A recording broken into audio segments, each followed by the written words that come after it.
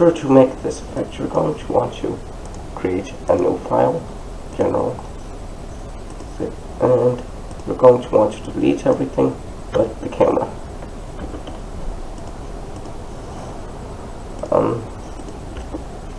We're going to want to remove the rotation and location and rotation from that, and move that up about 5 on the z-axis, press 0, and under the background images, we're just going to load in your background image, video, and then you're going to quickly model your thing using a Bezier curve.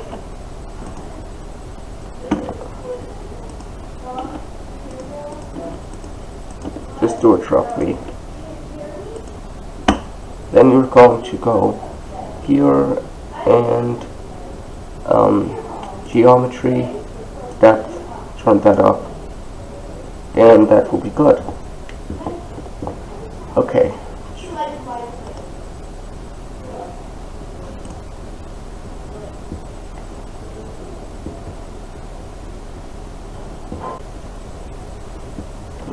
Then you're going to want to go object, convert to mesh, then you're going to want to go object, quick effects, smoke, and then you're going to want to put this to fire.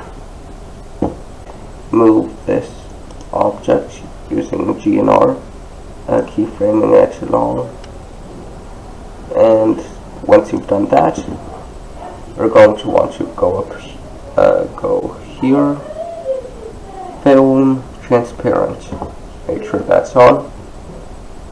Then you're going to want to go into compositing.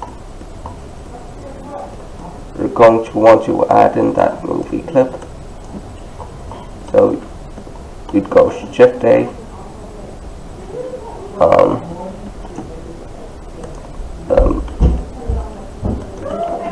input movie clip, and once you've got that in, you're going to want to make sure that it's got a scale on it, make that to render size, correct the brightness and contrast, have your render layer there, have any color corrections you want, have the alpha over, make sure that one's on the top and that one's on the bottom, then make sure that's plugged into the compositing viewer, and then you're done. So, to save this, you're going to want to save this somewhere, so you're going to go under this tab, go to output, put this somewhere, change this to FFmpeg, change this to MPEG 4, keep these the same, and change this to MPEG 3.